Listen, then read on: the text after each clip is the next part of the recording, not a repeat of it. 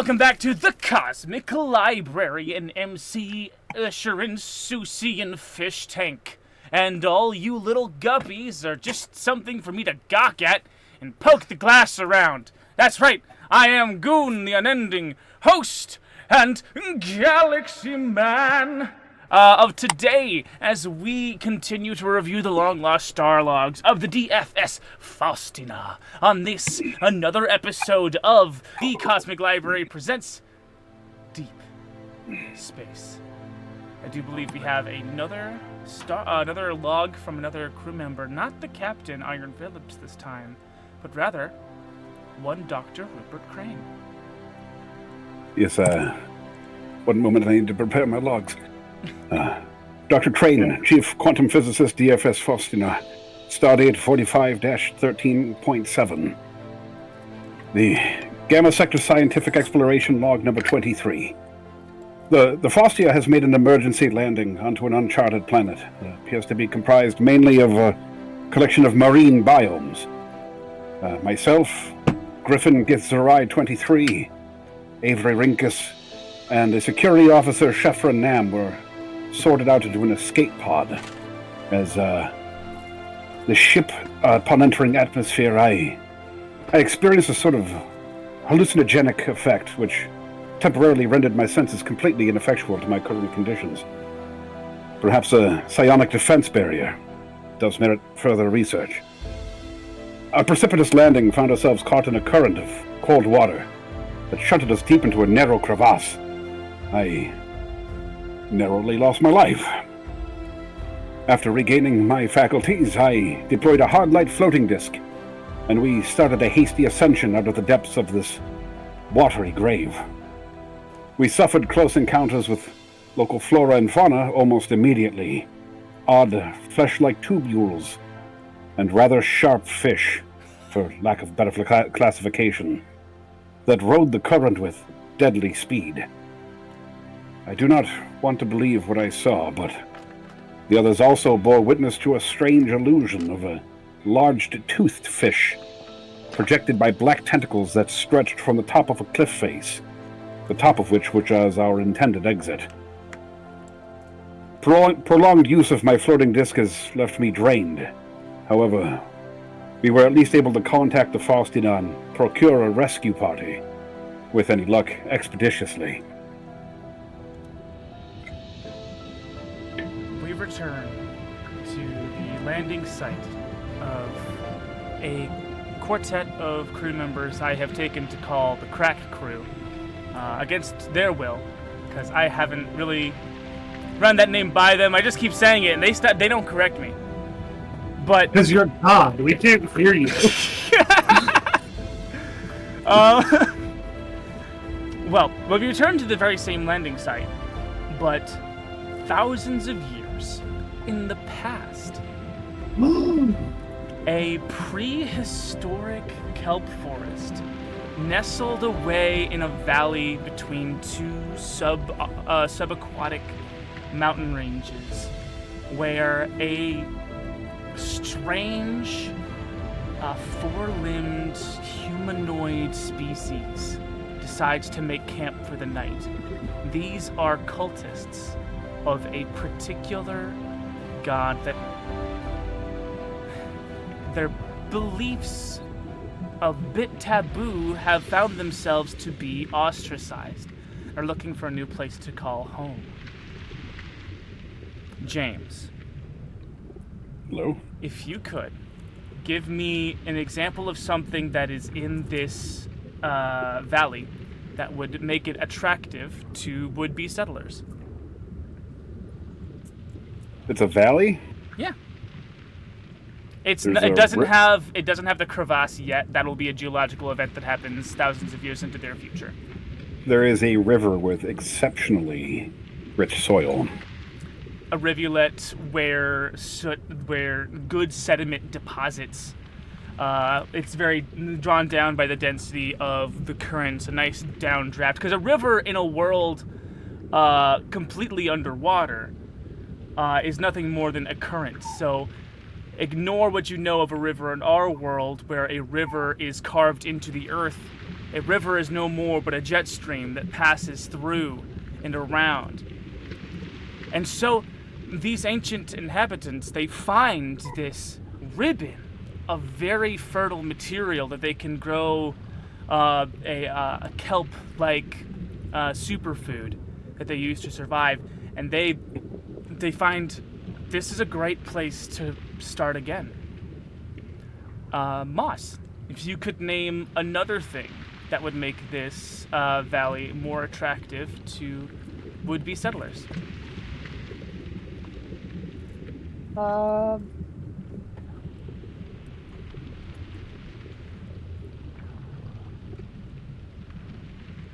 Heat-emitting rocks. Heat-emitting rocks. Tumbling down from the mountains that hug the valley come warm stones.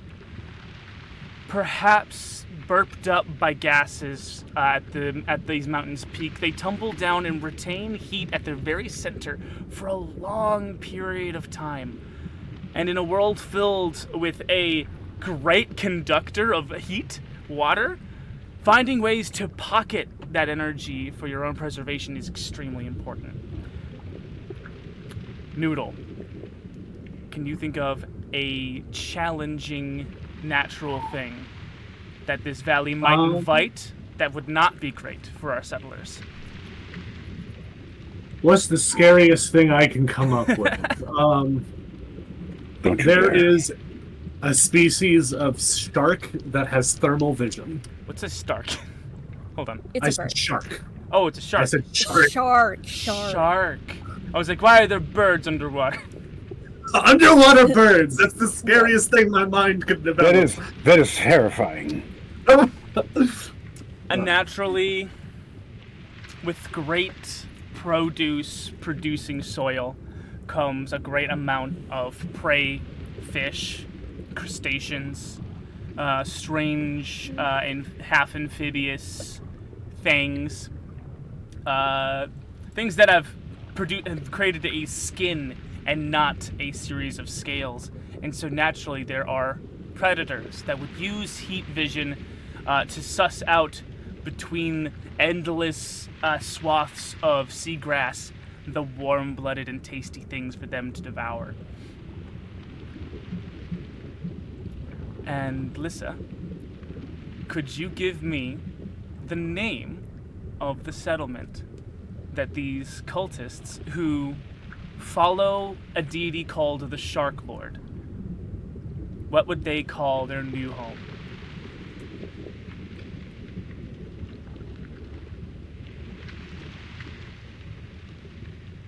Thessalia.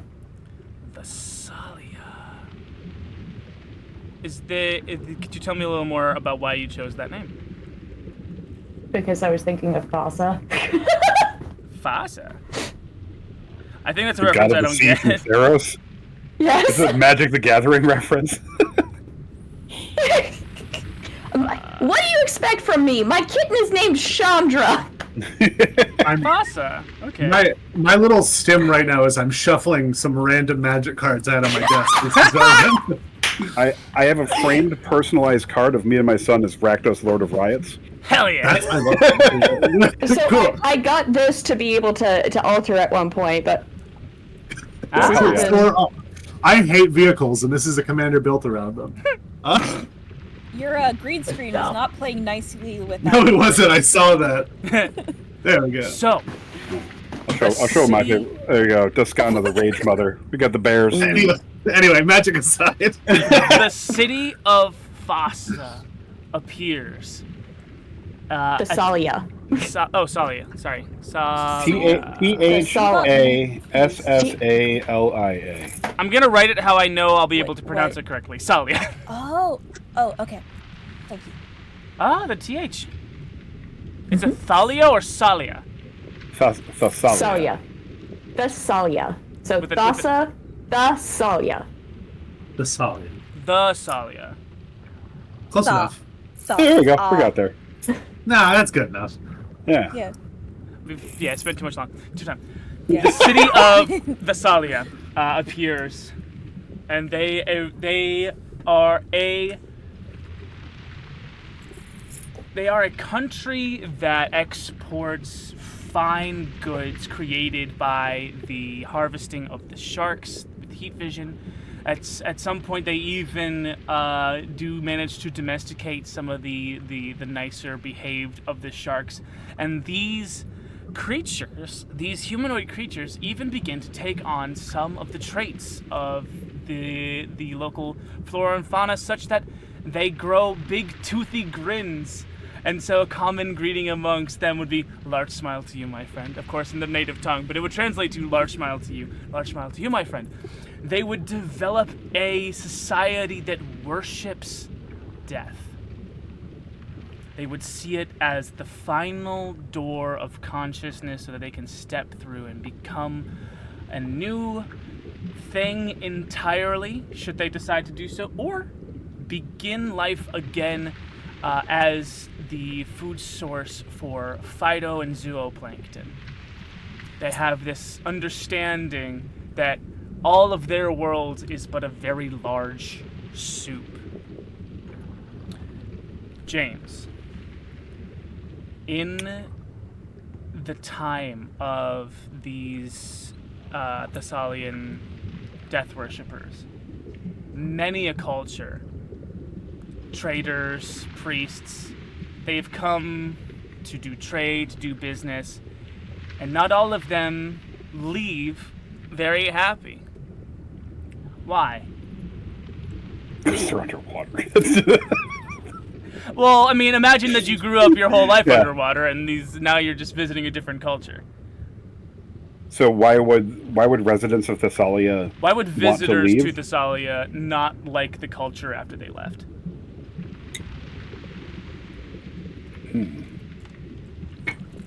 It's a very good question.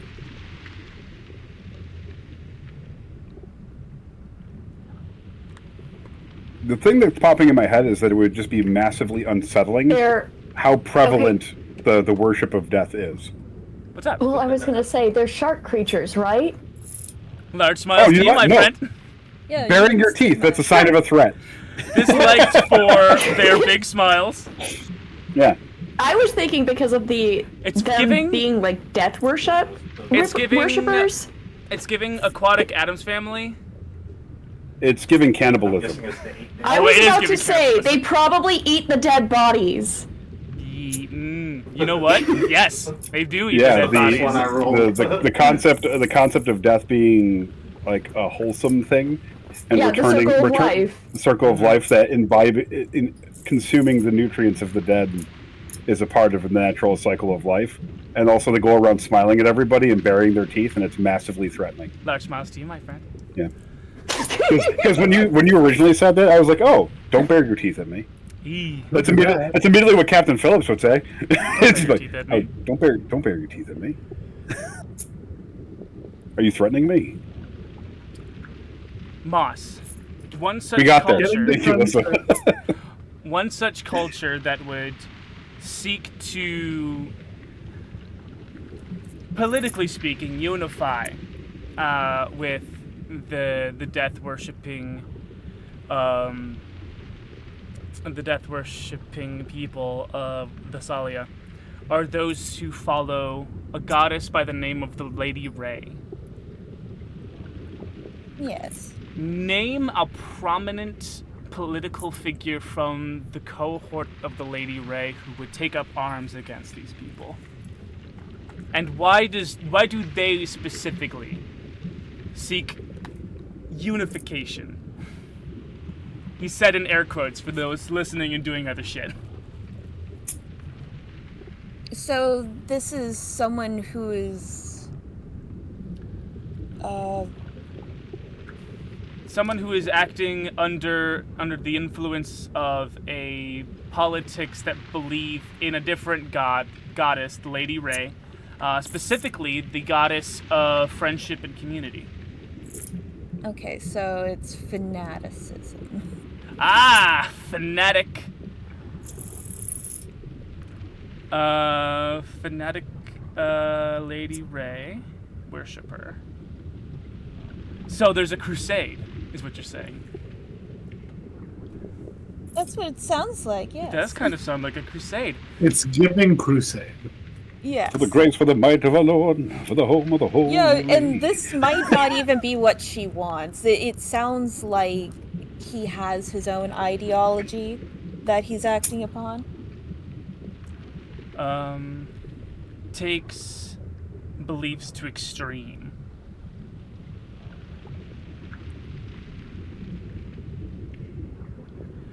And through reconnaissance, as a good general might do, they discover something a little seriously unsettling. They have found that amongst the population of the people of the Salia, there are those who don't worship the Shark Lord, but worship a deeper, more prime evil. These fanatics, these cultists, go as so far as to take into their own bodies a parasite, a small squid-like creature that attaches themselves to their body and subsumes some small amount of psionic control over them, perhaps temporarily losing control of their own limbs so that this creature they call a Leviathan can flourish within their own bodies. Noodle, name for me one such fanatical worshiper of this deeper primeval. His name was given to him by the squid, or at least his new one, and it's not perfectly pronounceable in the common tongue, but the closest translation would be Wraithar the Bringer. Wraithar the Bringer. Yes. Cult leader of the deep primeval. Deep primeval. And Lissa, you can decide the victor of this very first crusade. Is it the fanatical worshiper of the Lady Ray? Or is it the people, the good people who worship only the Shark Lord along the Salia? Or is it Wraithar the Bringer who ultimately comes out on top? And for what reason? I think the people of Thessalia would be on top because of the fact that they accept that death is the natural order of things. And so when they get into a war, they're less likely to be upset about people dying. They believe in a sort of, not like a literal Valhalla, but like an eternal afterlife where they're still part of everything and they still surround their loved ones. So death is not scary to them, as would death be a scary concept to at least a fanatical army of people who their bonds with other people, losing the people that they love, would be a fate worse than death. Watching their own friends die would be a fate worse than death. And so you have a bunch of people who are not afraid to die, going up against people who would willingly lay down their own lives to save the lives of their friends. What is it that keeps the cult of the deeper prime evil from snatching a sneaky victory from beneath these two warring factions? And all four of you can weigh in on this.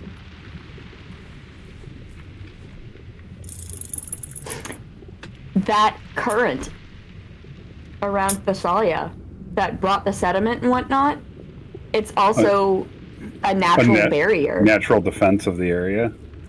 Which actually would make sense why they would settle there, because not only is it rich soil, but it's also naturally defended from opposing forces.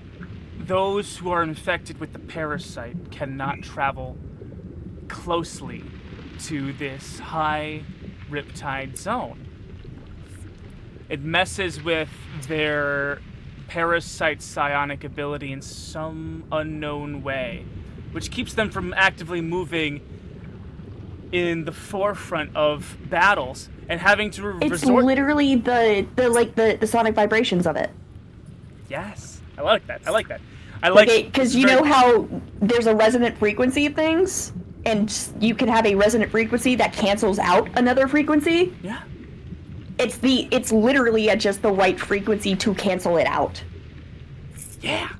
And so these followers cannot do out in the open acts with their incredible psionic ability, but have to resort to subterfuge and more political beneath the waves or under the behind the scene moves, which ultimately cause them to fall.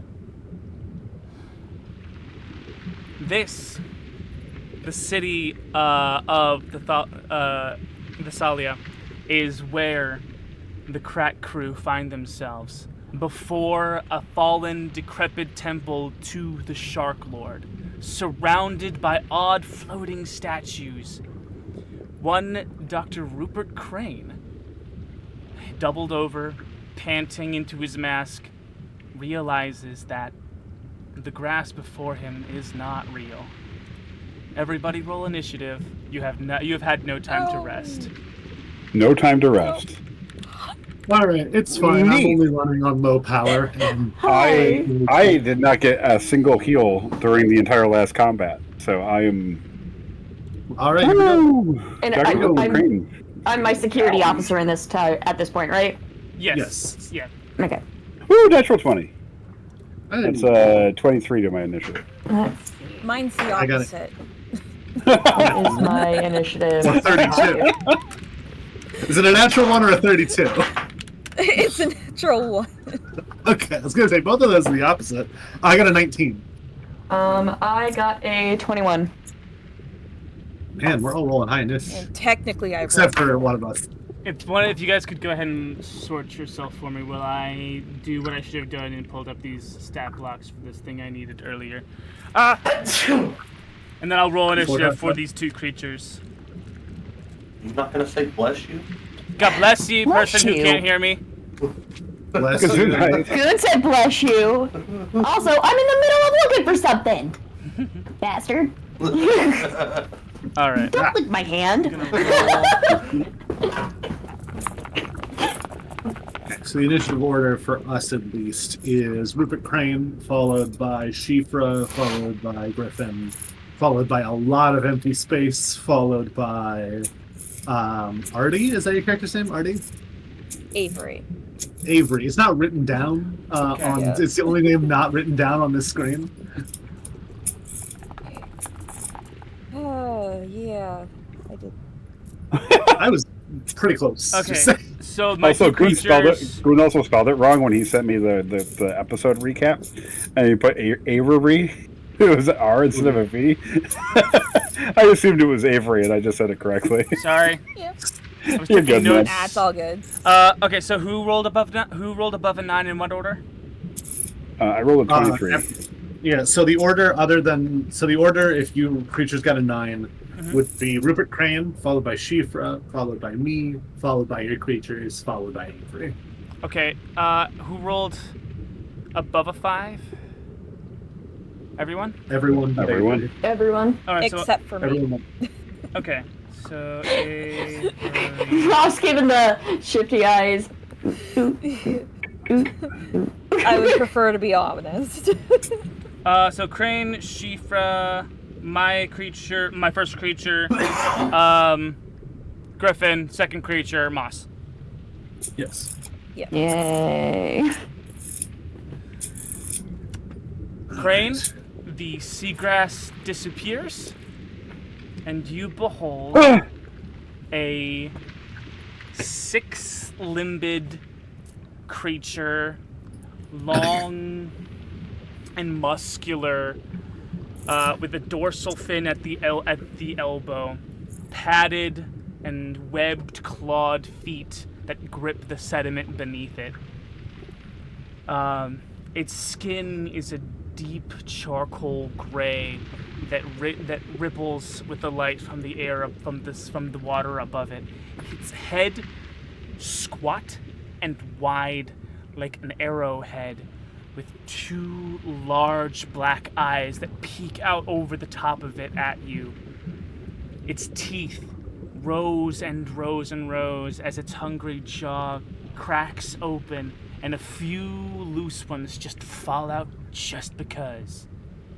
You can see down its back there is another large dorsal fin complete with a tail that's at least 10 feet long and 2 giant blade-like shark. It's a shark tail. 2 long blade-like fins at the very end.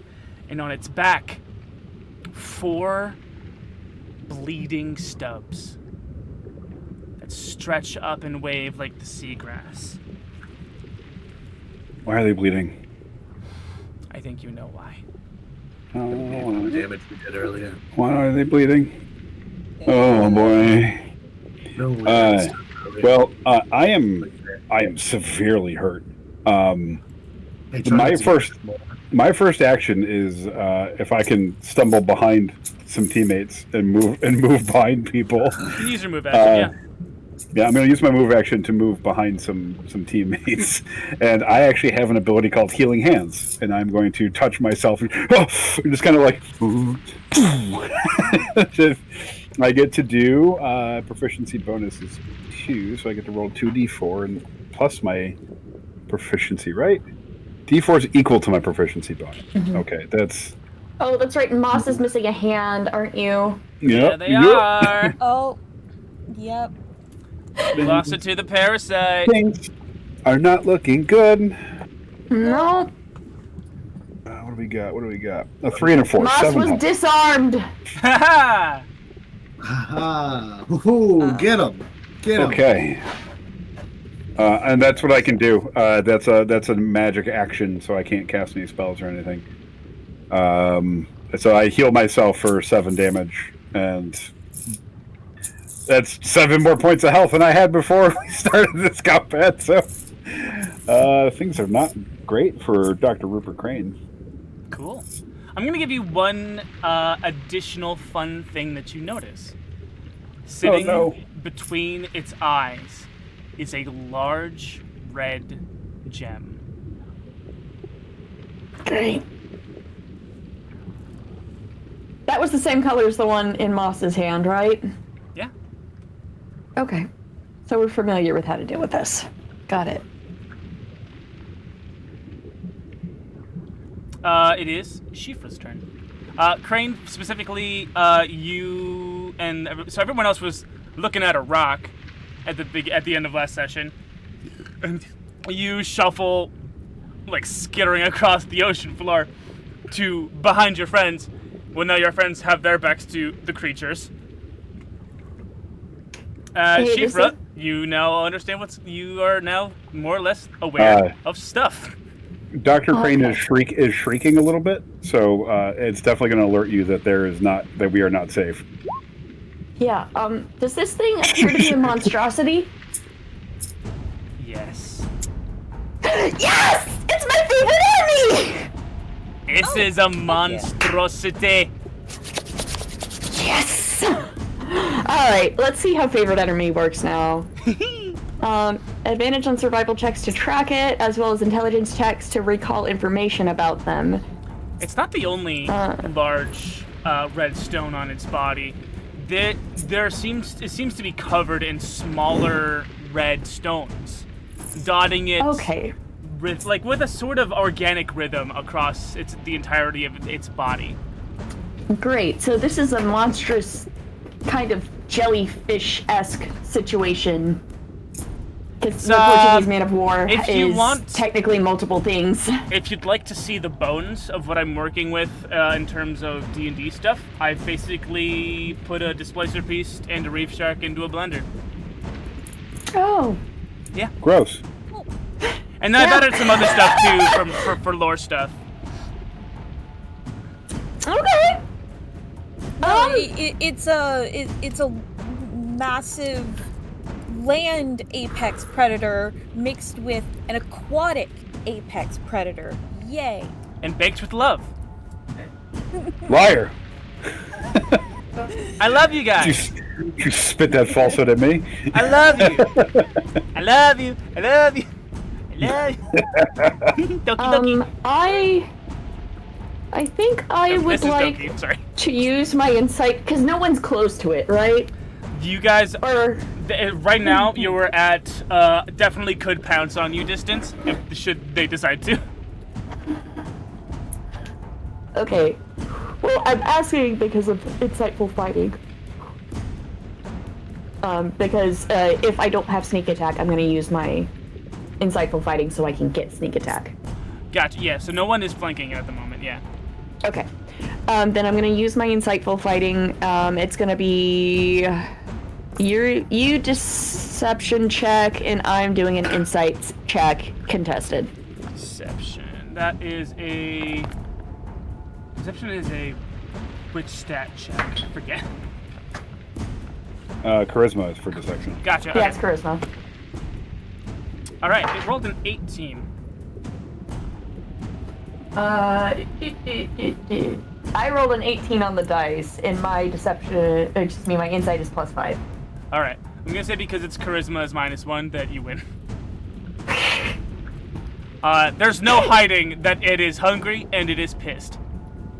Okay. Yep.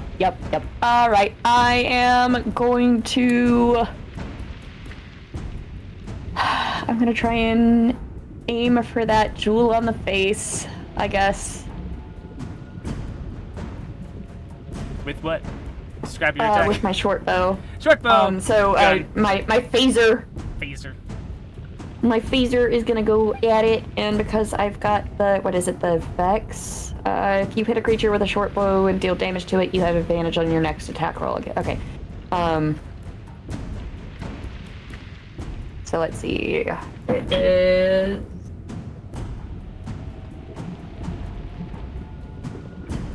+7. 14 + 7 is 21. 21 to hit. And that hits. Multiples of 7, baby.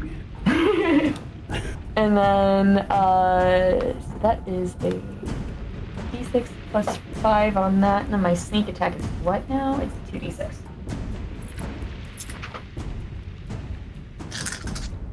So they gave rogues insightful fighting so they can sneak attack even when they can't sneak attack. No, I gave myself insightful fighting by being a ranger as well, I think. Ah, okay. Because remember, this character has 1 level in ranger. Insightful fighting just sounds like better, what's that stupid cantrip called? But I think my insightful fighting comes from my background. I think that's my background feat. Oh, okay. True strike. It just sounds like better true strike. Yeah. So that's it's 26 +5, so that's 15 total. 15 points of damage total. So honestly, only on a crit would you have gotten the gem on its forehead. And even if you did, you would have to roll secondarily to beat the gem's armor class of 19, which is different from its body armor class of 13. Yeah. But that doesn't mean it doesn't fucking hurt. You take a large chunk out of its back dorsal fin as it slightly dodges out of the way. And it is at this moment it becomes jarringly apparent that there is in fact a second one of these things. Oh no! How dare? Okay, I think my insightful fighting was a bonus action if I remember. Yeah, it's bonus action. So then I'm just gonna use my movement to get a little bit further back so I don't get pounced on. Could you remind me how much damage you did because I put the wrong number into my calculator? It was 15. 15? Thank you! You're welcome. Because, yeah, I rolled a 2, a 3, a 5, and then +5. Brilliant. I'm going to need... let's see...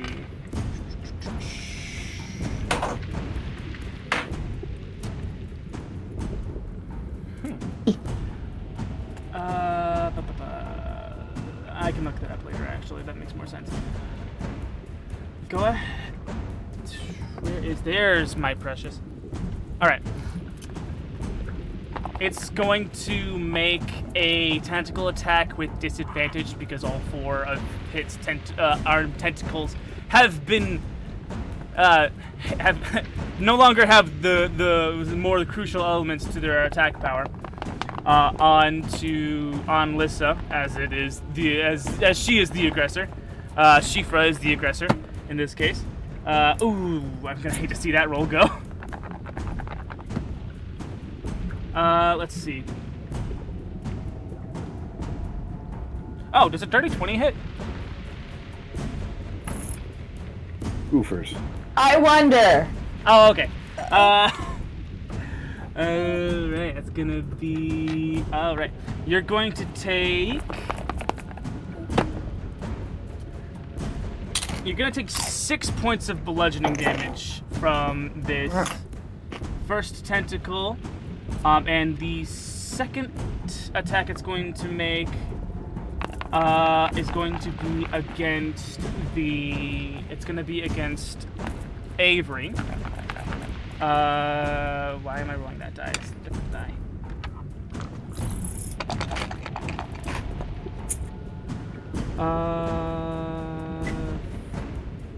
Does an 18 hit Avery?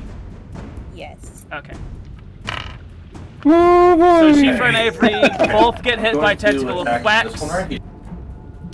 Avery, you take 5 points of bludgeoning damage. Lissa, Shifa takes 6.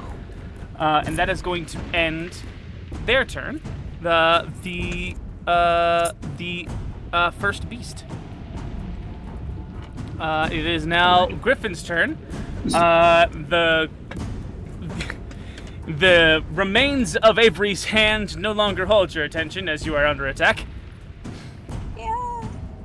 All right, before we get going, I need to know if we're trying to fight this thing or gonna try to run for our lives. Both are acceptable answers.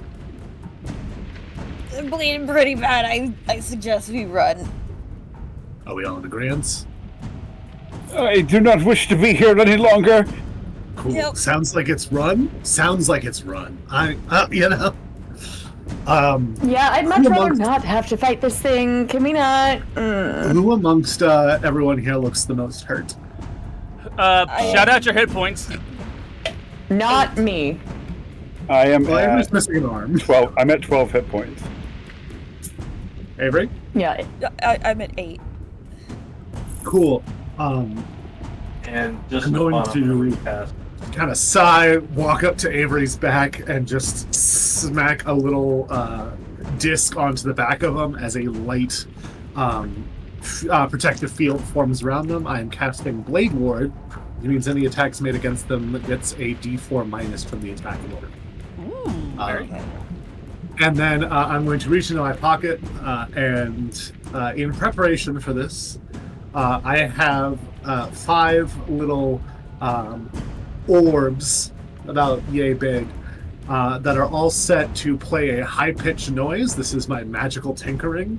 Okay. I'm gonna go, hey everyone, mute your mics. There's gonna be some rough feedback. I'm just gonna throw those out and just hope that a bunch of weird noises, like loud noises, high-pitched noises that are gonna vibrate through the water, are going to disorient this thing as I then swim away. Interesting. Is there something mechanically I have to roll for my beasties?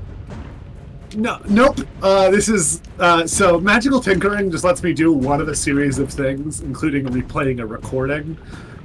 So I just recorded some high-pitched noises. Yeah, like the engine whirring, but like pitched up and.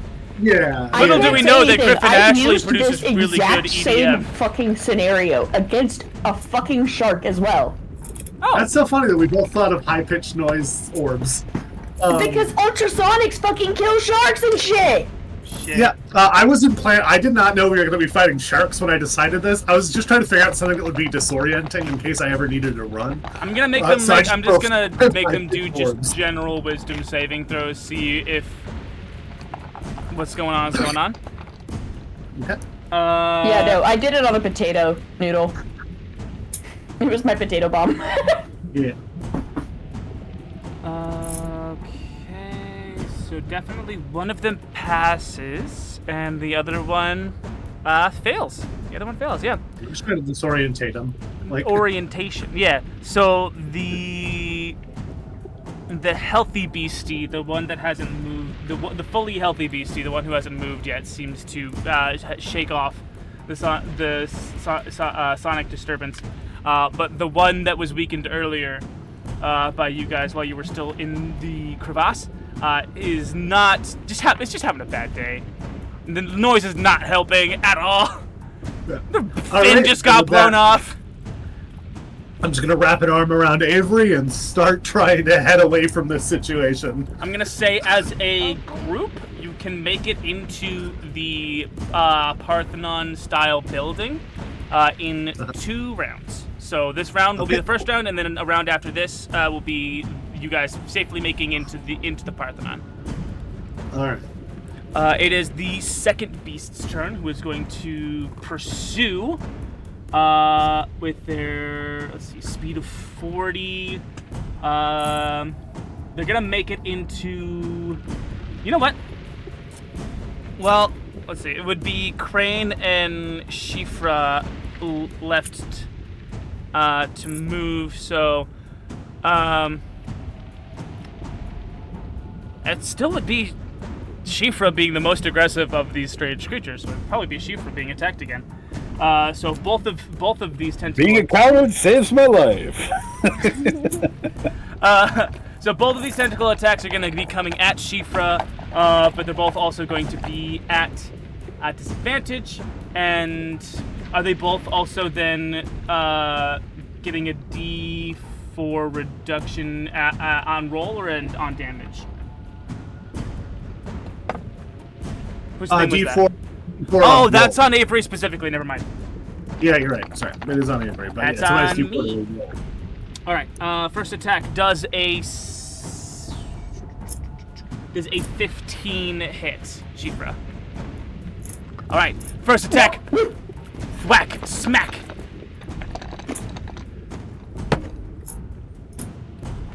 Second attack definitely hits. That's gonna be an 18 plus 4. Damn it. You start to turn, and in that moment, the tentacle gets you. And that's going to be, let's see, 7 bludgeoning damage and 3 piercing damage. The ends of the healthy, the full health displacer shark arms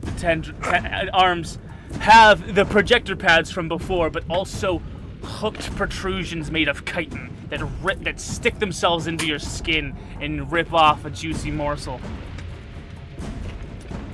And that ends the healthy displacer beast's turn. Avery, it is your turn. Yes, I'm just going to cast Cure Wounds on myself. Oh, good. Yes, I have that. Oh my gosh, I forgot about Savage Attacker. Oh no! Heat of the moment. Don't worry I about could it. have done more damage to the fucker. You doing? You missed it. Are you doing that on yourself? And how much, Avery? In the arms of the robot man. You missed your trigger. The arms of the robot man. How much do you heal yourself while you're being carried away by Griffin? 2 plus whatever. Sorry? How much do you heal yourself in the arms of Griffin? Right. 10. Yes. 10. Cool. That's what I was trying to write down. Do you have any other actions, bonus actions? Well, I guess I could cast Hunter's Mark on the healthy one Sure. as a bonus action. What does your tracker Hunter's Mark look like in this sci-fi setting? Just like a targeting reticle over my eye that gives me like a reading of statistics it can scan from the creature. You got a scouter like in Dragon Ball? Kind of, except it, Launch a little phosphorescent capsule that covers them in iridescent powder. Cool. Yeah, Hunter's thoroughly marked, tagged by Avery's heads-up display. It is Dr. Crane's turn. You have been cowering in Shifra's shadow, and Sure the have. beastie has only gotten closer. Okay. I have questions. Shifra, Would you like Yes? me? Do you want me to slow them down? Do you want to get out of here? What do you want me to do? Get us the fuck out of here! All right, I'm gonna cast my last first level spell slot and cast Tensor's floating disc again and raise us up. You raise me up. You're up. Okay, here we go. And he slams on the data pad. Another floating disc. All right, going solely upwards is going to cost you a round of moving into the Parthenon. Since you only went up and not back towards the Parthenon. I mean, I'm moving to safety first. Moving up, yeah. I'm Yep, just moving on up. Shifra, you have the high ground. Unless Crane has anything else he wants to do. I don't have a good bonus action ability at the moment. Let me just double check. Cool. We're underwater, right? The whole planet is underwater. Okay. We don't know the whole planet underwater. I can tell you, as the Part god of the this world, the news whole planet is underwater. Okay, so you allowed me to move straight up. Can I do something cool? What do you wanna do? To move us horizontally towards the Parthenon. I will say, on the I technically diagonal? have I technically have an exhaustion, so level of exhaustion, so I'm losing 5 feet of speed. So I can only move 25 feet. Can I use my special race ability to push the disc 25 feet? Which special race ability? My fancy, beautiful wings. Face beautiful wings underwater? Your underwater wings? That none of the crew that I'm dealing with know that I have. Okay, Oh. because that's an epic reveal. Yeah. Yeah. So Disc goes up. as the wing disc goes comes up, out. and who's on the disc with me? Shifra. Just Shifra? I was. Shifra, you notice that Dr. Crane, as he raises you up, his eyes start to sparkle like starlight, and the aurora borealis protrudes from his back as he grows wings and pushes us 25 feet closer towards the Parthenon to try to keep up. He's like, hold on! My dear, please hold on! It's like, Shiva holds on to your hand. Kind of, you know how like kids will like be dragged along by their parents? It's I like that. advise- But wait, how tall are you? not very tall, like 5'10". Like average height. He's just a regular guy. Until this happened, you wouldn't know that he wasn't human. We're the same height. Yeah. It's like, my dear, I advise that you please hold on. All right. And he sprouts wings from his back and pushes the disc forward through the water, closer towards the Parthenon, trying to catch up with Griffin and Avery as they are speeding ahead of us. I'm gonna I say. think Shifra just got a. Oh, that's pretty. He's pretty. Oh shit. He's gonna look back at you and be like, please don't tell anyone. She winks at you, and just for like half a second, you get the feeling that her skin like shimmered a slight different color. Hold on, my dear, here we go! James, You've known this- the Hi. doctor for a bit, right? Was he always an angel? Was that like... I'm really bad James, at this sort of thing. I have is that normal? I have to applaud your, creativity in this moment.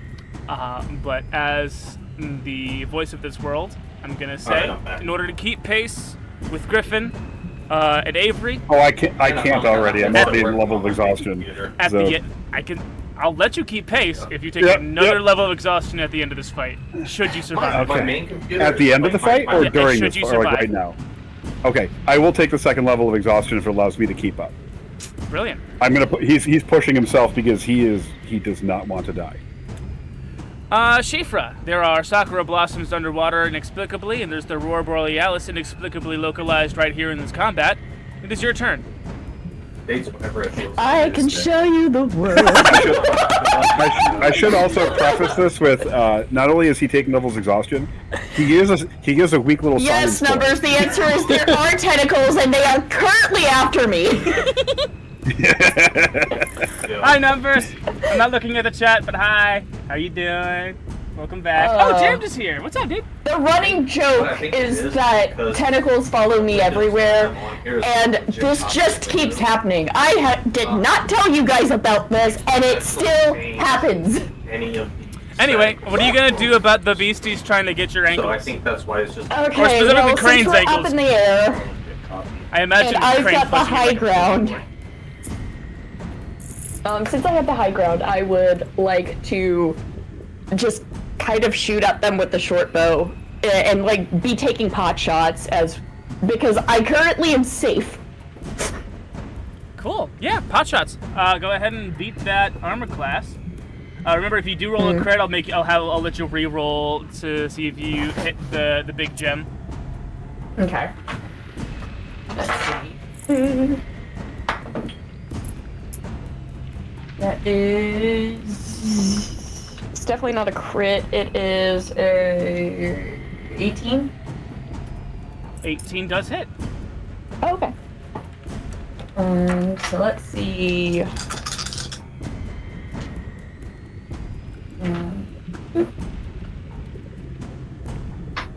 So that is going to be a total of. Oh, I'm specifically aiming at the one that I still have advantage on, by the way. The weak one or the health damage one? The damage, The damage one. All right, so that one's Because I farther. think that's the one head. Yeah, with the lopped off tentacle arms. E.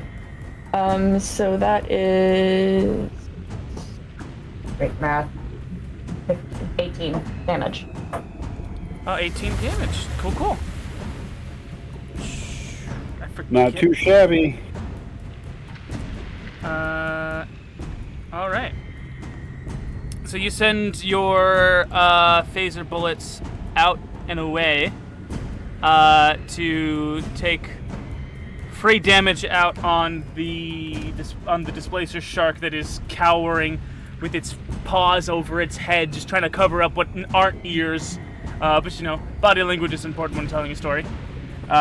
Just kind of in pain. You can see two fin-like floppy things on its head, used for emoting purposes on dangerous carnivorous beasts. That it covers up. He's like, imagine Toothless, like ah. Toothless upset. Well, now I don't want to kill it. They made a dangerous thing very friendly looking. All right, so that beast, the wounded displacer beast, now even more wounded, and struggling under the complete dankness of Griffin's EDM, is still gonna take is still stunned or discombobulated and just hurting, and is gonna lose distance from you guys as it wastes a turn. It is Griffin's turn as you motor away with Avery still in your arms. At the end of your turn, and the end of this round, you will safely duck into the Parthenon. All right. I'm going to remember that I took the magic initiate feat, and I have a single use of magic missile I can also use, and I'm going to use that. Oh yeah, you forget that you like stored magic missiles in your shins. Yeah. Oh shit. That's My shin missiles. How could I forget? The plating on my shins up and up, and there's just like torpedoes all along the side. And I just You do like remember at the beginning of the Pink Panther movie where there's that sick upside down football kick, soccer kick rather. Yeah. Ooh, you do one of those in the water, and you kick out these magic missiles. It's not a lot because it's magic missile, but Right. I did roll maximum damage, which is 15 damage. Did you hit? It's their magic request, missile. It though? hits automatically. Oh, it does. It's Okay. automatic. It's magic missile that hits automatically. Okay, cool. Yeah. What's the damage? 15. 15. Cool. That's max damage, baby. I rolled 3 4s. That healthy displacer beast gets their attention redirected from the things in the air to the thing ducking into the Parthenon. Anyway, then I duck into the Parthenon. With Avery in tow, yeah. Second, Alright, come on. healthy displacer beast is going to take the dash action and not just land itself like skidding against the sediment and not enter the Parthenon. Dr. Crane, you are a bird. You gotta fly away. You don't know where your home is. And you're pushing a disc like a boogie board through the underwater with Shifra in tow. At the end of this round, you will be able to enter a hole in the ceiling of the Parthenon, and you will take that second level of exhaustion. If you want to do anything else, like cast any other spells, besides push the disc, that is your prerogative. The creatures are still chasing us, correct? The relatively healthy creature has stopped in front of the Parthenon. The second creature still appears to be stunned by the noisy balls. Is the entrance to the Parthenon? Is there a door that we can shut, or is there any way to barricade it? It is a series of pillars with a shadowy inside. Okay.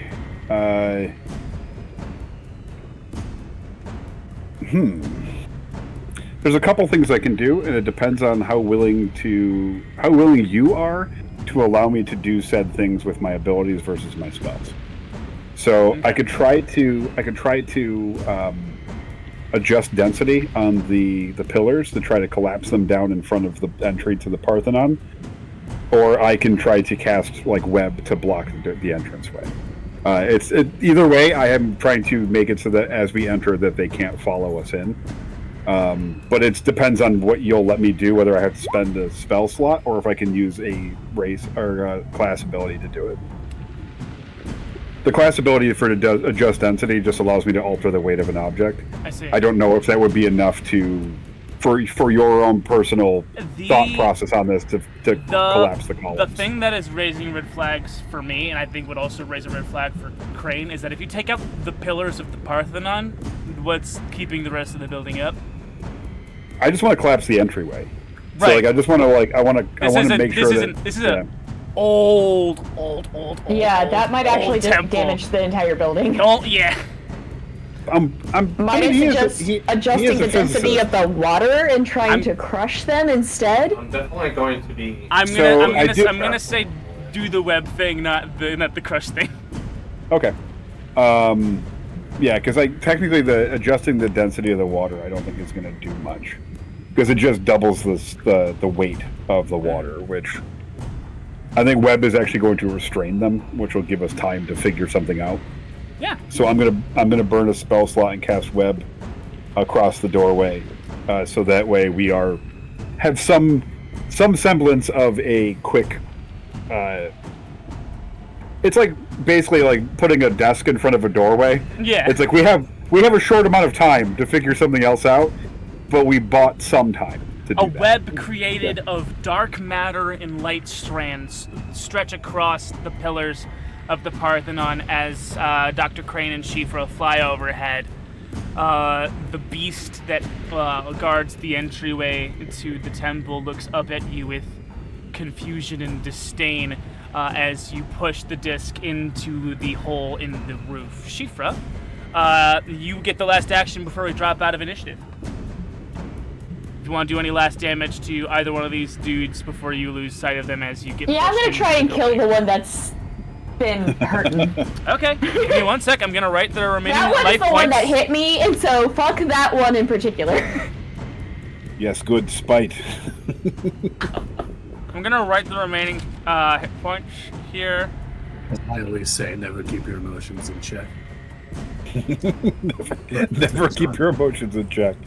Yes, good. Let the hate flow. If I had strong emotions, I'd been unstoppable. Do not underestimate the powers of the dark side. So you still gotta beat that armor class of 13 unless you crit. Then we go to 19 for the gem. I don't have it prepared. Okay, so let's see. Griffin he lets his emotions flow freely. He's just not a very emotive guy. This is him at his craziest. What a crazy take There on is a Spot. crit there. I got her. You got a crit? There's a crit there. You got a nat 20 to beat the armor class of 13? That's enough. Hell yeah. All right, go ahead. That's a glue gun. Go ahead and roll to see if you hit the gemstone. You gotta beat a 19. Okay. I don't think so. That's a 5, and I think it's a +7. So go ahead and roll double. Go ahead and roll your dice, and then double the result for damage on the weakened displacer shark. Yes, with you. We're just ignoring it. Stop. Okay. And I'm going to re-roll my weapon. One with my jigger.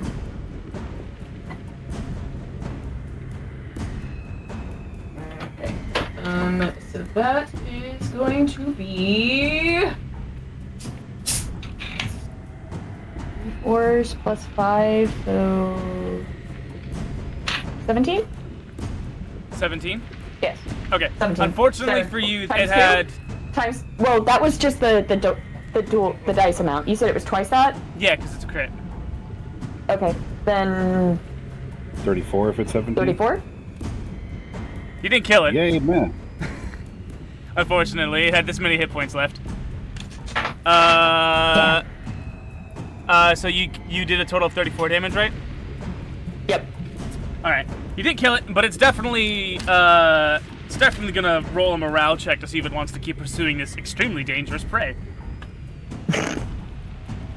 That has taken so much from it already.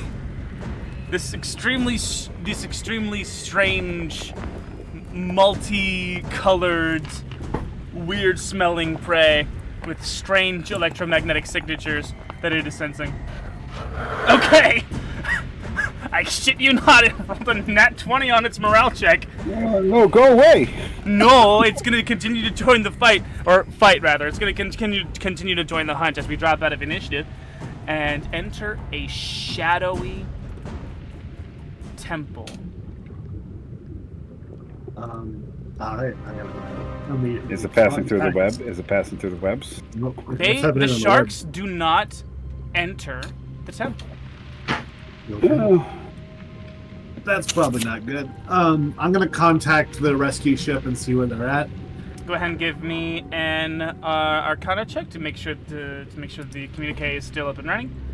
Anyone who wants to get a good description of this temple, Dr. Crane is giving off a fabulous light, so it'll be a little difficult to see everything, but the major structures inside this temple should be well seen.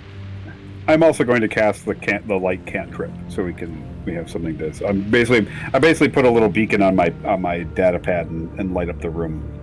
Oh, sick! I have a question. What's up? What kind of environment does this technically count as? What are the terrain? I mean, the terrain types are Arctic, coast, desert, forest, grasslands, mountain, swamp, and Underdark. I'm gonna say this valley is definitely grasslands. Okay. This valley is definitely grasslands. You're currently inside of a stone structure. The floors are paved in large square tiles. There are bits of mosaic going on and writing in this ancient civilization's language. Anyone else? Anyone want to do any more investigation into the surroundings? I got cool lore stuff. Yeah. Just beneath the surface. I am going to say that with 2 levels of exhaustion, Dr. Crane is going to collapse onto the floor. Yeah. He hits the light cantrip, and he's like, I'm just going to sit here for a moment. And he just kind of collapses onto the floor. Oh, fuck. Would one of you Ass up. help him? Yeah. I will. What was your communicate check? I got a 19 plus 7, so I think it's still working. Oh, yeah. So I'm going to kneel down, and I'm going to start trying to, I can't do much, but I'm just going to see if I can help get him stable and comfortable. It really seems like the best thing while I'm on the phone. So I guess... Do you call the Faustina, or do you call the shuttlecraft? The shuttlecraft, which I'm realizing I'm the pilot of the shuttlecraft. You are the pilot of the shuttlecraft, yeah. Shuttlecraft B, I think. This is Mila speaking. How are you today?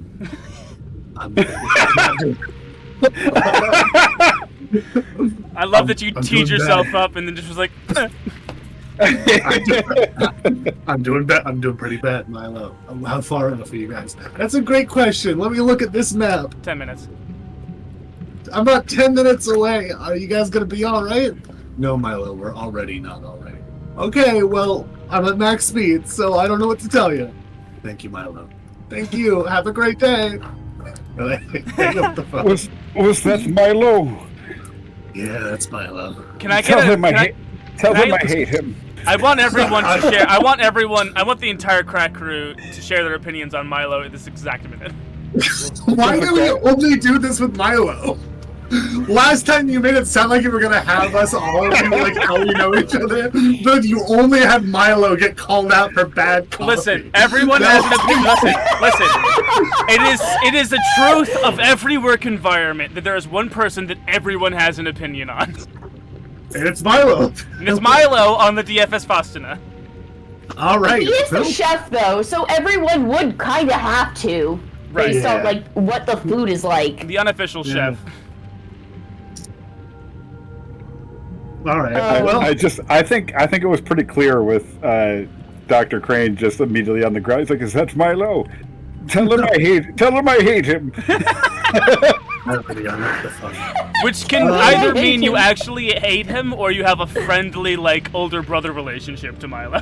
No way to know for sure. No way to know for sure. He's asleep. I guess I'll go next because it's me. Griffin thinks that he's very dumb but very helpful because he'll just like follow instructions. That's the reason why he hates him. Is he just is like he has. No, that Milo kid, he's great. He has none of those ethical concerns about anything I ask him to do. Should I have a red? He never stops talking. I think Shifra is just. I think Shifra is just happy that Milo will give her snacks whenever she like gets off these really weird security shifts. Odd hours. Time-wise. Like odd hours, it's like, hey, the kitchen isn't actually open, but I saved you something because I knew you were gonna get off at this time. A late night moon pie is never not treated. How do I? It's banana cream flavoring. I don't know which kind you like, but like Shifra's just thankful that someone thought about her. Avery, what do you think of Milo? But he takes too long to do things, especially right now coming to rescue us. Take too long. You're like, that slowpoke Milo, never here when I need him. Right now, not saving my life. It's so funny. Was like late that. to canasta night, was late to rescue. In the first episode, he was like aggressively efficient at fixing the engines. Mm-hmm. So it's funny to think that like Abraham only catches them on bad days. So it's not even his fault because I feel like Milo has too many responsibilities. So he's everything on the ship. Yeah, he's everything everywhere all at once. Mm-hmm. Experiencing multiple versions of his life at the same time. So It's really like complicated. he can't always get to the things that Avery needs immediately. So he takes too long. Dr. Crane thinks that he talks too much, and it's one of those ones where it's like every time Milo talks, he goes, "Oh, shut the fuck up, Milo." So I'll try my best, sir. the temple While this is going down, may I make an investigation check on the surroundings. on the surroundings? Yeah, Yeah. go for it, man. I love a good the Adventure Zone Abdomals has coined a new term, butchers, for me. So yeah, give me a butcher's roll. That would be an 18 on the die, and investigation is +7, so 25? Weird creature. Let me describe this cool-ass temple for you. So, the mosaic on the floor is depicting a great and grand battle. There are 3 factions depicted.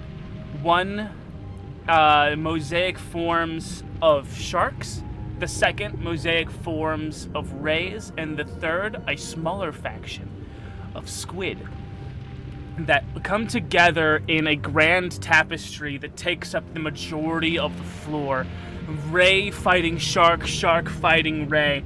And at the apex of the center of this composition is a large shark warrior biting into the body of a plate-mailed Ray warrior, and the blood brilliantly shooting out in all directions. A true glorious depiction of a righteous victory for the victors, as depicted here. To either side are heroes immortalized in stone. And at the very biggest and largest of the statues here is that of an enormous two-headed shark, smiling wide with an enormous connected mouth, and just prominently displayed. It seems to be floating, connected to chains that are connected to the base here in the temple. Hey, And I don't like it at all. there is writing about. What language is it in? It is in the. It's in the same language as the. It's the same language, the same shapes that you've seen, that we've seen, not these current characters, but other characters have seen. I know Common, Primordial, Sylvan, Thieves' Cant, and Undercommon. Is it any of those?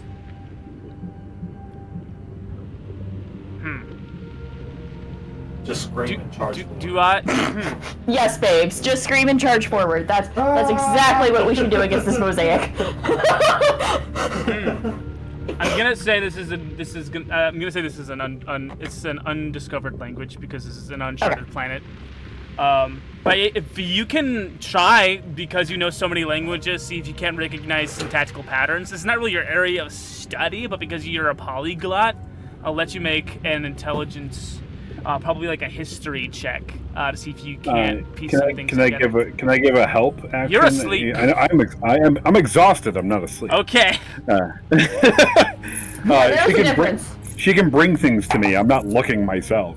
Okay. That's why I'm offering to do a help action where, like, technically I have a very high intelligence score. Like, I have a +4 to history.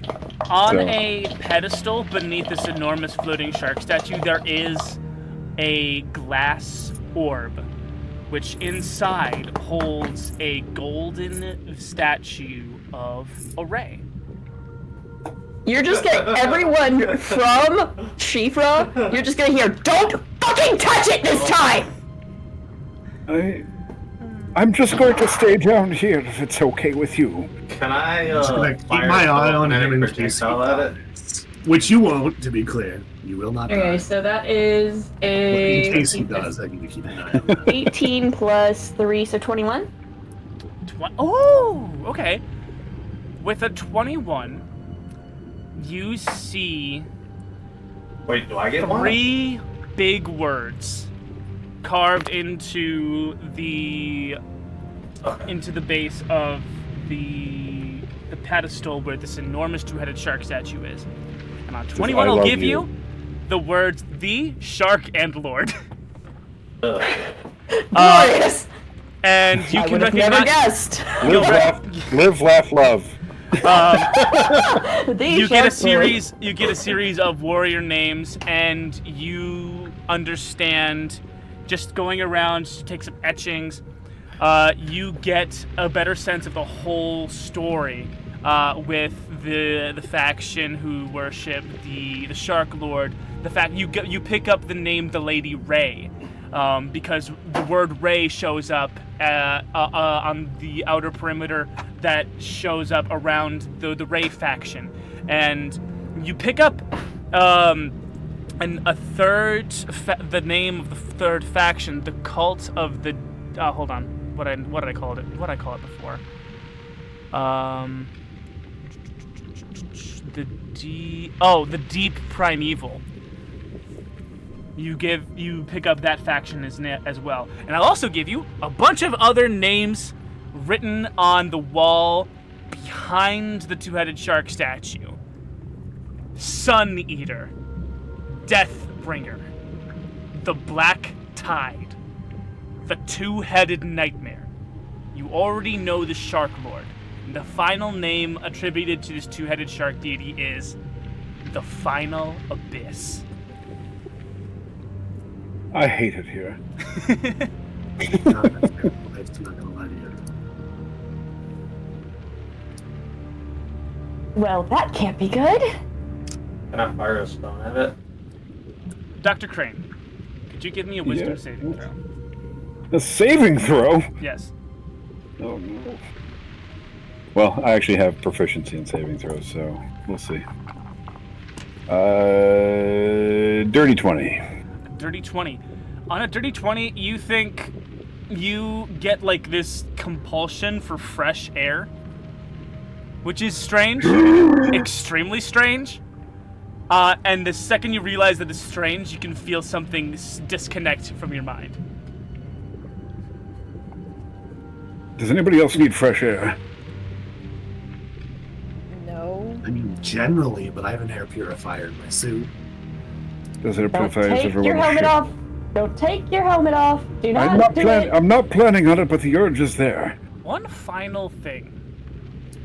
On the pedestal, holding that glass orb with the golden ray, you will find the words for safety. And how the Lady Ray brings safety.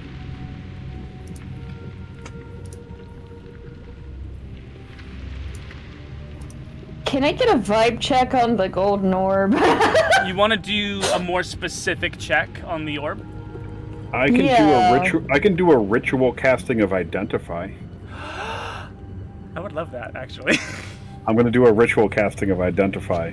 So you guys, how long is it? How long is the ritual casting? I think ritual casting is like 10 I think it's minutes. 12 minutes. Well, Okay. it's 10 extra minutes, so identify becomes 11 minutes. Okay. I'm gonna say we're gonna start your ritual casting, and we're gonna pop on over to the shuttlecraft, where the three of you who have joined the away team to go pick up your friends from their crash are now speeding towards this fallen city. You follow the pulse on your screen and come upon a Parthenon-looking building with two creatures standing guard outside of the entrance. There appears to be a web stretching across the pillars, blocking their way, but they seem to not be entirely too daunted. I'm gonna move the Roll20 over to the ship so that you guys can get a look at the shuttlecraft dice as we enter ship combat. Uh-oh. So I'm gonna make initiative. I'm in a new initiative for my two beasties, and it's going to. The initiative is gonna be a pilot check by whoever is piloting. Unfortunately, that is my my level. So you're gonna roll a d12 plus your dexterity, and you have to beat us. You're gonna just give me the result. Okay, D12. A d12 Plus my plus your dexterity. That's going to be a 6. Sorry, that's a 9, if that's there. Plus 4 for a 13.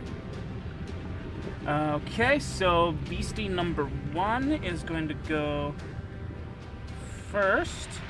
That's going to be the weakened beastie. Beastie number 2 is going to go after that.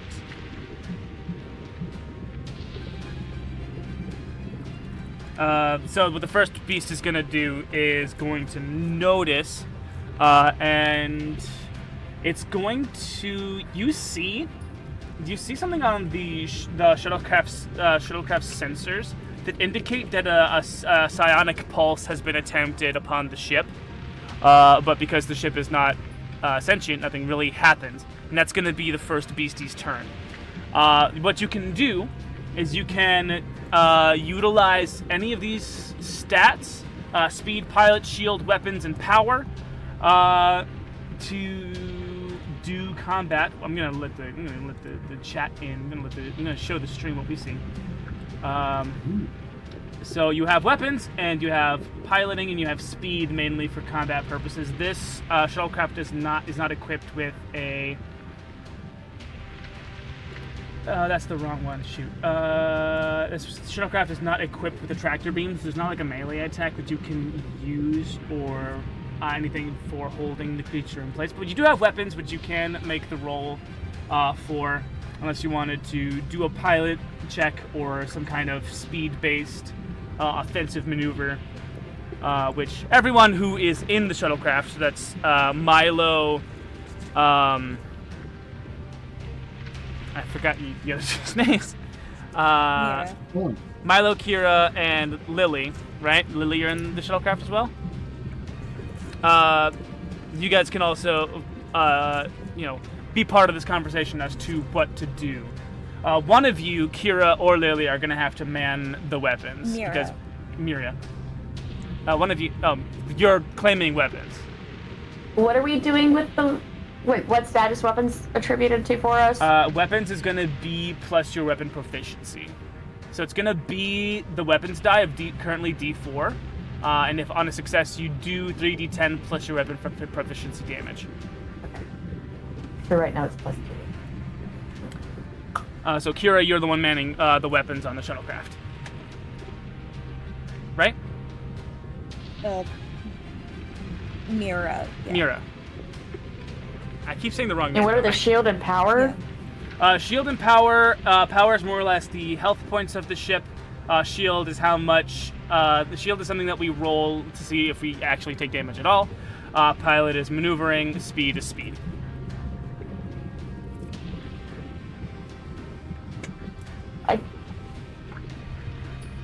Do we have multiple things of weapons, or is it just one set? This ship only has one weapon. It's a shuttlecraft. Okay. Yeah. Can I roll down a window?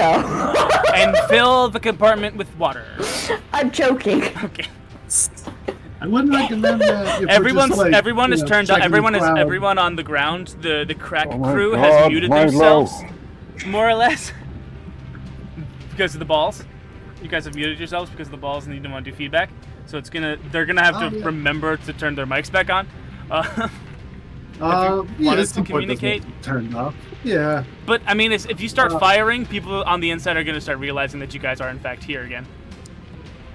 Okay. I guess we just blast them, huh, guys? Right? That feels right. That sounds about the only thing we can do.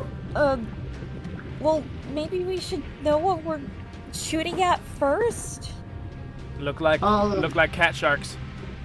I'm not an expert at this particular matter. So it's a but they do catfish. look like cat sharks. Well, I want to figure out what they are. I Have want you ever to know wondered what they're would a doing. shark be like if it was also a cat? It kind of looks like that. Goon's face as soon as I said that too was great. I can't remember the face I made. Just the disappointed, goddammit. Cat sharks. I want to do a check to study their behavior. Okay. I mean, considering you're not manning any particular station on the ship, I'll let you do that, yeah. Go ahead and give me a nature check. Okay. That's 16. On a 16, these appear to be large pack hunting apex predators. Your background in xenobiology is coming in clutch here. You can recognize a bonded pair when you see one. They do appear to be partially terrestrial, but they seem to favor they appear to favor grounded combat because they have 6 limbs. So there's not a lot of hold on, let me finish my thought. There's not a lot of threat of them jumping up to get you, but beyond, so you definitely have the high ground being in the air, and that's what I'll give you on a 16. What's your question? Am I able to use the loudspeaker for like my cutting words and shit? Are you going? As long as I can see it. Let's see. Its intelligence is 6. Is that enough to comprehend What's your language? name? What's your I name? think it's 5. 5 to comprehend language? I think it's actually 4. 4 to Is comprehend. it 4? Okay. I think it's 4. I knew it was low. We also know that they are kind of. It's 3 to comprehend language? Yeah, the keeps minimum getting amount lower a every player time. character can have is 3, and that's what you need to comprehend language. I see. Okay, so they have double that. I'm not going to say that they're going to comprehend the language, but they can hear, and we already know sound is a great weapon against them, so if you want to forego using the lasers that do 3d10 plus something damage and just use your cutting words, you're free to do that. Also, Vicious Mockery does specify they don't need to understand language for it to work. That is also true, That yeah. is very true. But it's also much weaker than a gun on a shuttle. Yeah. Yeah. Just in case you were checking. Big gun. Well, I'm not on weapons. I don't have anything right now. Who's on Moss is weapons? on the weapons. You're on the piloting. I have nothing else I can do other than, alright, bitch, get ready! We're coming up for us! Yeah, Alright. I don't think we need to shoot at them at all. I'm no expert, but I think you probably should use the weapons and not just shout over the intercom. Go ahead and roll your damage for cutting words. 1 sec. Let me see. I'm trying to find, because I saw, it was, excuse me, it's called Unsettling Words. Oh, sure. I can choose one creature I can see within 60 feet. Roll the Bardic Inspiration die. Creature must subtract the number rolled from the next saving throw it makes before the start of your next turn. So, it's 1d6 right now? Is there a save that the beastie has to make? Nope. I just choose it, and it gets that minus. So it's a 6. You get -6 on your next saving throw as the beasties. All right, I'm gonna roll. I think one of them is still visibly bleeding in the water. I don't know if you want to aim your words at one opposed to the other. I'm gonna I'll do it on the one that's not injured, I see. so Okay. that we get the most advantage out of things. Cool. Yeah. So does that one make a roll then? No, Oh, okay. just choose it, and you get -6 on your next saving throw. Oh, so it's Do not a we- damaging ability. All right, cool. No, it's essentially, instead of my Bardic Inspiration, I can use my Unsettling Words and use an Inspiration dice. Ah, I see. Okay. Do we hear these unsettling words from Of within course the you do. Parthenon? You've been in a big echoey stone building underwater. Yeah, I just kind of go. I turn on my mic now that we're away from the loud, high-pitched noises, and I go to everyone in here in the Parthenon. I go, did they really just yell at the shark instead of shooting at it? Did I get that right? These are who's saving us. Well, whatever works. Let's just Rufus, get to the ship. Hey, Rufus, I hope you've made peace with your gods, because this isn't good. Like, Rufus? Did I say Rufus? You did. Griffin, my name is Rupert, you son of a bitch. I was thinking of some other guy. Have you considered Rufio as a nickname? I think You have to watch both campaigns to get that reference. you gotta watch both campaigns. Gaslight, gatekeep, girl boss. Let's go. Crossover.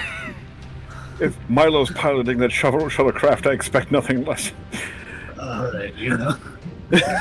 All right, it is I've never seen the pilot weakened before. beastie's turn.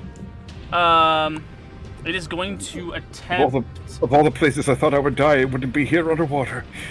It's going to Weirdly, this is attempt exactly what I a. imagined. Okay. Griffin, if I mentioned how much I fucking hate the ocean. You know, I think you have not until now, because I'm gonna tell you right now, I fucking hate the ocean, Griffin. He starts crying a little bit. I fucking hate it so much. How would I know he's crying? We're underwater.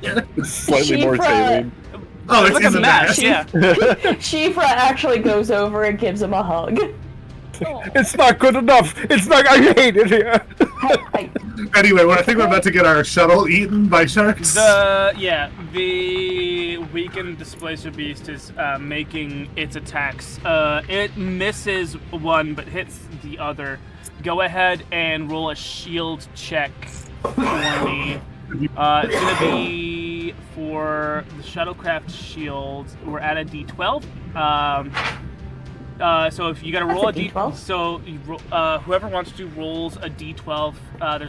There's no stat What's that?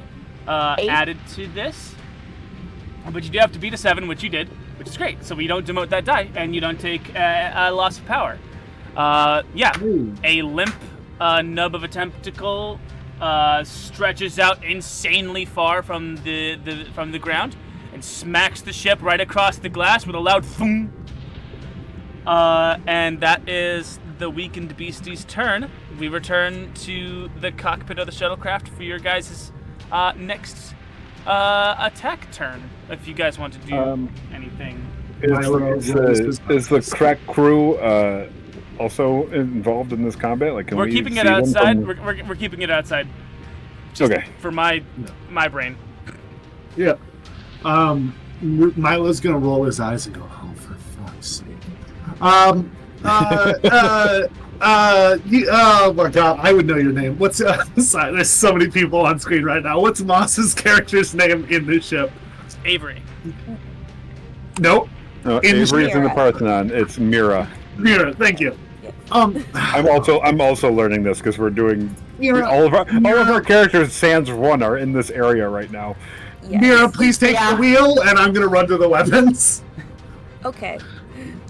Because apparently no one else took the weapons bay.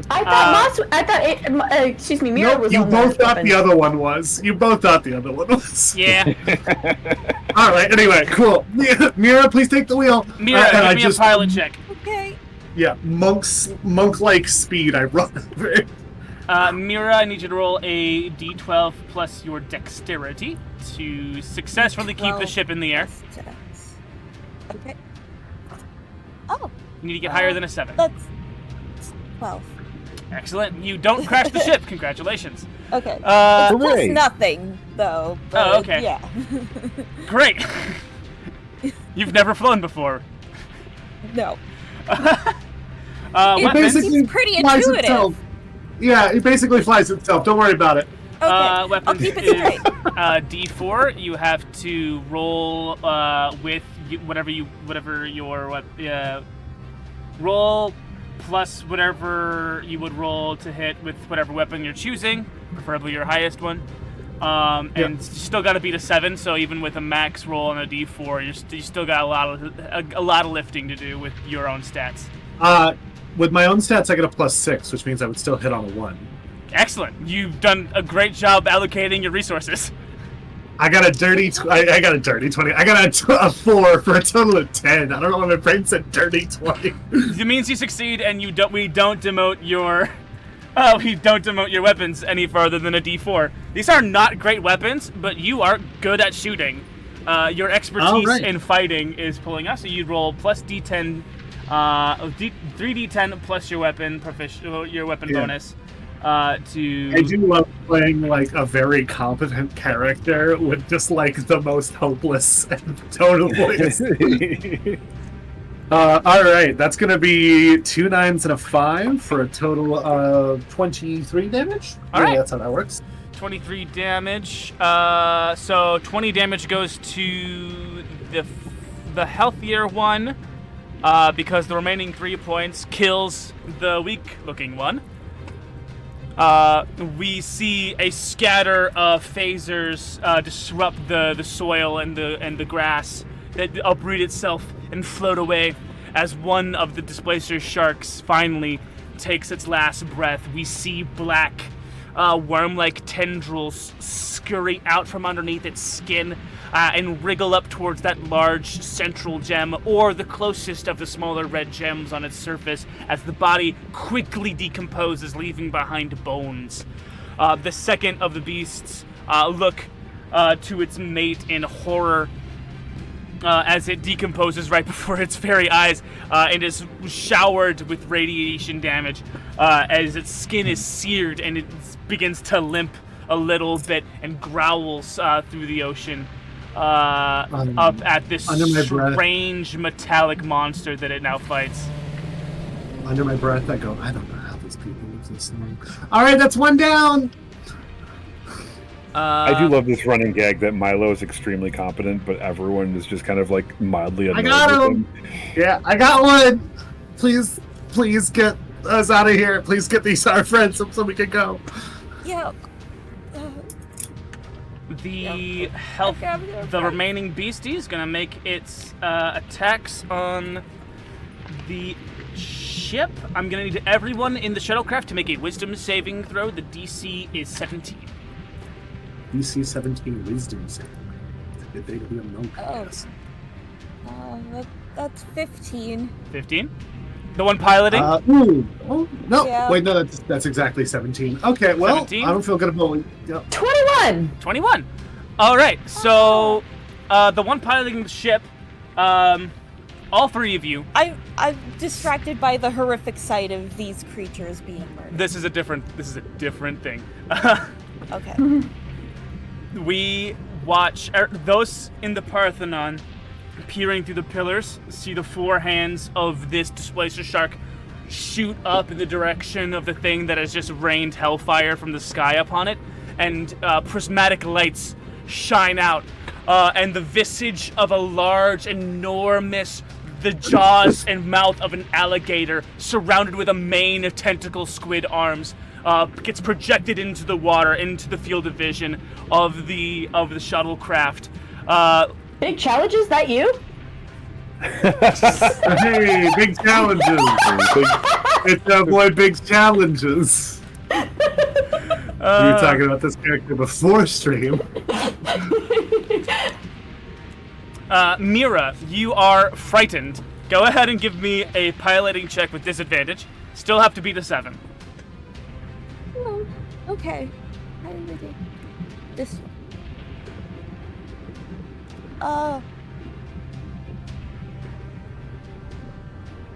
That's a 6. That's a 6. All right, Yeah. so we start to lose height as our pilot stat gets demoted from a D12 to a D10.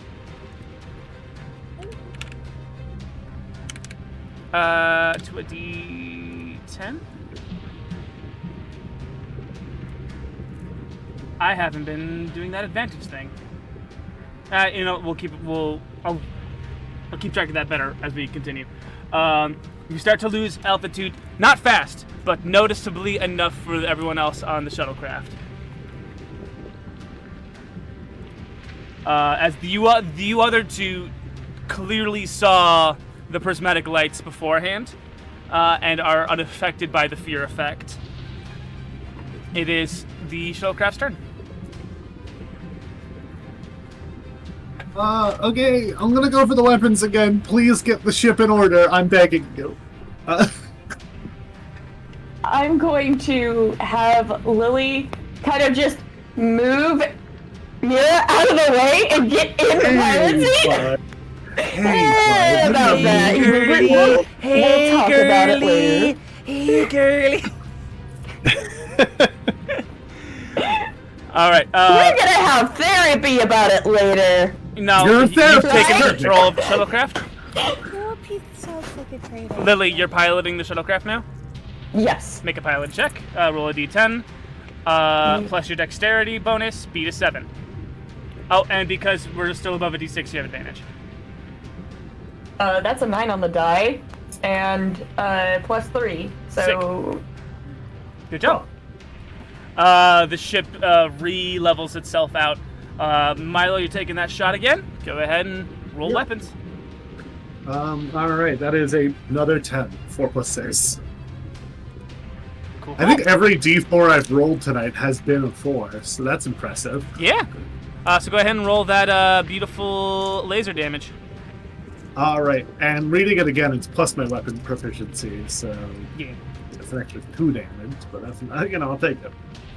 Every little bit counts. That's unfortunately notably less damage than last time. That's a measly 13 plus 2 is 15. Oh, 15. Okay. Yeah, I didn't roll almost max damage.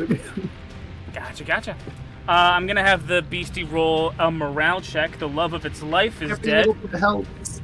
Every little bit helps. The love of its life is dead, and it is being attacked by something that seems to be unfazed by its most powerful move, create shit that isn't there. Yeah, that's gonna be 4 in total, and it's going to use its movement to zip away, taking advantage of its avoidance ability. We see the purple gems that align its skin start to shimmer, and chromatophores start to make ink blot designs that allow it to slip away into the grasses as we exit ship combat.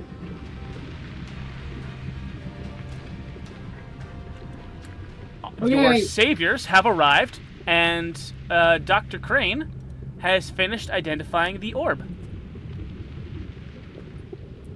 This orb holds a powerful psionic field generator. And the most interesting thing about it is that many generators that function off similar properties from other planets, they are usually powered by a crystal of some kind, maybe some kind of liquid fuel source. But this one seems to, for lack of a better word, seems to be powered by zealous belief. Looking into the magical circuitry of the device, there's an overwhelming feeling of, don't fuck with us. We are in this together. Did he cut out for anybody else? I'm just making sure that I was. Fuck! Yeah. What did you miss? Most of that.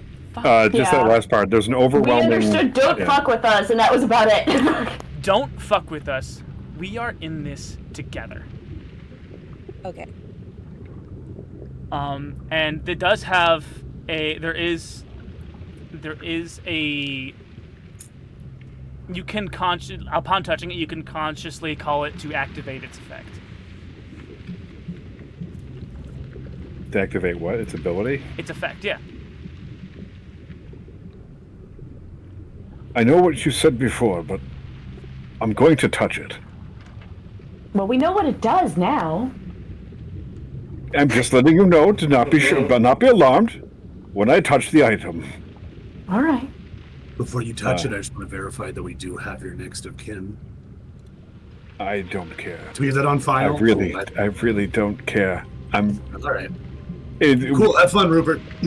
There's a really good chance that we're going to die here anyway. I'm going to touch the orb now. And Dr. Crane will go ahead and touch the orb. Upon calling it to activate, you hear I'm going to. the sound of strings and voices as the orb glows, and then the glow expands from the center point of this orb and envelops the entirety of this Parthenon. Those who are coming out of the shuttlecraft donning the scuba masks and the gravidos, they see a light aurora, a sort of lens flare that encapsulates the Parthenon in a dome. And those who come to enter the Parthenon, upon hitting this field, feel an emotional reaction. A feeling as though you are entering into a space protected by many sentient beings. An overwhelming feeling of, don't fuck with us. We are family. We are in this together. We are many, and we will defend our kin. Is the voice we're hearing Vin Diesel? I can cast Maybe? it once per day. It's your own head. Family. We're family. We're family. We're family. We are going to end this scene, pan up, and return to the DFS Faustina, captained by one Iron Phillips, in pitched combat with an enormous stone statue of a crab. It seems to speak in an alien tongue, and after a long while of processing, the onboard ship's computer managed to translate it into, "You think you're too good for us? Fight me and prove that you are worthy of leaving our ranks!" as the claws swipe through the air and swipe again. Iron Phillips, you have access to, you can make similar moves. You have like one other person on the ship with you, Trish. Yep. You're in combat. Trish is wherever you need her to be. If you want her to be on one of the weapons, she can be on one of the weapons. If you want her to try to fix one of the tractor beams, so you can do one of your patented tractor melee moves, you're free to do that. Although both of your tractor beams are still badly damaged. But you are the one at the pilot chair. Okay. So it's your turn in this 2-person initiative. The DFS Fasna versus the giant crab. Okay. Do I have? I see the shuttlecraft. The shuttlecraft items. is gone. The away team has Okay. it. I'm just looking at what the actual. Okay, I see them there. Okay. Yeah, I want to make that stat block bigger, but I was lazy most of the day and should have done that before we started, and I apologize. It's all completely understood. Yeah. So I need Trish to fix the tractor beams if you the want to do tractor that, beams. or she can man the gunners or the main cannons. The gunners are 2d10. The main cannons are 10d10. She can be in one of the 2 main cannons. I'm gonna have MC1 or her. MC2. I'm gonna have her. Okay, there's 2 main cannons. I'm gonna have her main a main cannon. And I'm gonna main the other main cannon. So no one's flying. Oh, that's a good point, huh? Yeah. I'm gonna have her. So I was wondering if I could fire from the pilot seat. What weapons could I fire from the pilot seat? From the pilot seat, you can activate the. I'll say you can activate the gunners with disadvantage. They're manned for a reason. It's just much easier for a person sitting in the gunners' chairs to fire. Those are again 2d10 plus a weapon proficiency, and the main cannons are 10d10 plus weapon proficiency. So there's 2 main cannons, 2 gunners. You can fire the gunners from the captain's chair. It's just harder. But if you go and do a weapons check, we can't do a piloting check. You're not able to maneuver at all if you are firing and not maneuvering. Okay. I am going to. So, am I rolling for initiative against this thing, or are we just going? No, it's your turn, and it is next. Okay. I'm going to maneuver the ship to be out of its range and order Trish to fire the main cannon. All right, go ahead and give me my roll. Give me both a pilot and a speed check for me. Okay. So speed is gonna be plus your initiative. Speed is gonna be plus your initiative, and your pilot is gonna be plus your dexterity. Okay. You have to beat a 7 on both in order to succeed on both. So first roll, I've rolled a 17. So it's plus. You said plus dex for the one. Yes, dex for pilot, initiative for speed. Okay, we're gonna roll both. And the second one was a 13. So a 17 and a 13. My initiative is plus 2, so that's a 19, and my dex is plus 2, so that is a 15. 15 for speed? Yep. And for pilot? Pilot is going to be a 19. Brilliant. We're mainly just looking for demotions when it comes to ship combat. So yeah, you and then Trish goes to fire. Is she in the top cannon or the bottom cannon? I'm gonna say that is the top cannon closer to me. They're both. So they both have. So the down cannon hatch would be closer to where she would start. She would be closer to the hatch that, if you see this line that connects the MC2 to this thing, it would be closer to where she started. But you could command her to go farther to MC1. The damage is the same either way. One just fires from the top, one just fires from the bottom. I'm gonna say, if they're the same damage, I'm just gonna have her go to the closest gun. That makes sense. Yep. So Trish McKinley is a cannon tech for the day. I'm gonna say... Trish, get to the cannon and hit that thing with everything we got. Aye, aye, Captain! Man, I did not think about rolling 10d10 damage. Oh wait, I have to make a weapon. I have to make a weapons check first.